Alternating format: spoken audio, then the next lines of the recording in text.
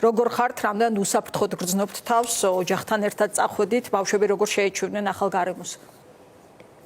მოგესალმებით. პირველ რიგში მივესალმები თქვენს ტელემაყურებელს და მადლობას მოგახსენებთ ჩართვისთვის.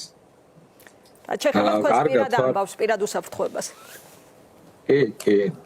დღეს შეიძლება ითქვას, რომ ყველაფერი კარგად არის. ბავშვები სკოლაში მივიდნენ და ახალი ცხოვრების რიტმს და რეჟიმს ვეჩვევით და ვეგუებით. ვცდილობ ტემპი აუწყოთ აქაურ ცხოვრების წესებს. ჩვენ წინა ცხოვრებასთან დაკავშირებით გვაქვს დღეს ბევრი კითხვა. რამდენიმე ინტერვიუ გქონდათ ქართულ მედიასთან, მაგრამ კაფეოდ არ გისაუბრიათ მაინც რა გახდა სისტემიდან წამოსვლისას ერთგვარად ბოლო წვეთი. აი რა იყო ბოლო, რამაც მიგაღებინათ ეს გადაწყვეტილება. იცით როგორ იყო, ანუ რეალურად იყო ორი ძირითადი ფაქტორი.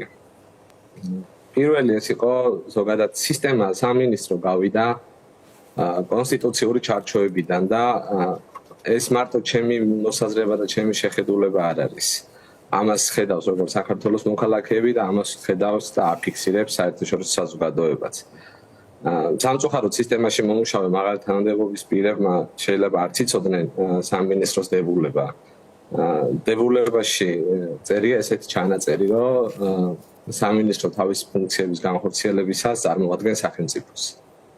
და დღეს რასაც უყურებთ და მით უფრო დეკემბერში რასაც უყურებდით, სახელმწიფოს არ წარმოადგენდა შინაგან საქმეთა სამინისტრო. შინაგან საქმეთა სამინისტრო წარმოადგენდა კონკრეტული ერთი პირის ბრძანებებს. სამინისტრო გახდა მხარე.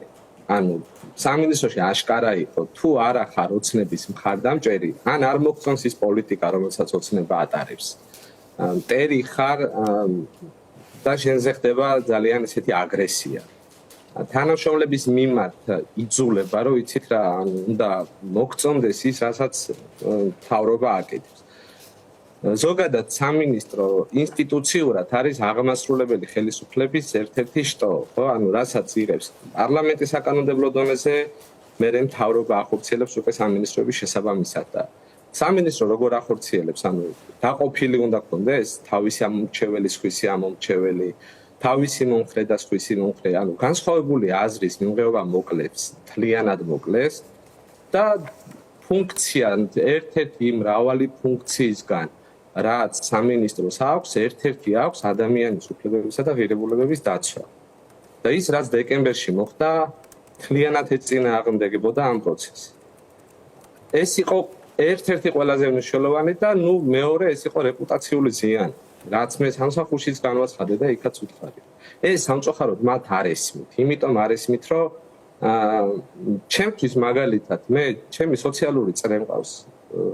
ჩემი კარიერა ბიძინა ივანიშვილის დაცვაში არ დაწყებულა და ბიძინა ივანიშვილის დაცვით არ დამთავრებულა. ხვდებით? ანუ მე ამისთვის ძალიან ბევრი ვიშრომე, ძალიან ბევრი ვისწავლე.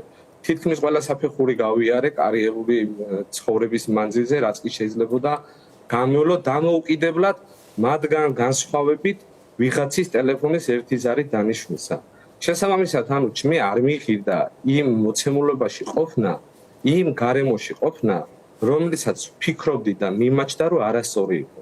ეს იყო ყველაზე მთავარი მიზანი და მოტივი, რამაც გადამაწყვეტინა, რომ სისტემა დამატოვებინა. უბრალოდ ამის გაგრძელებას არ ვფიქრობდი ეს იყო საერთოდ ბევრჯერ ვახსენე, რომ შეიძლება საერთოდ არც არავის არ გაეგო ისე წამოსულიყავი, თუმცა რაც იკადრეს და რაც გააკეთეს, ალბათ იმან გამოიწვია შემდეგ ეს საჯარო პოსტიც და საბოლოო ჯამში იძულებით ქვეყნის დატოვება.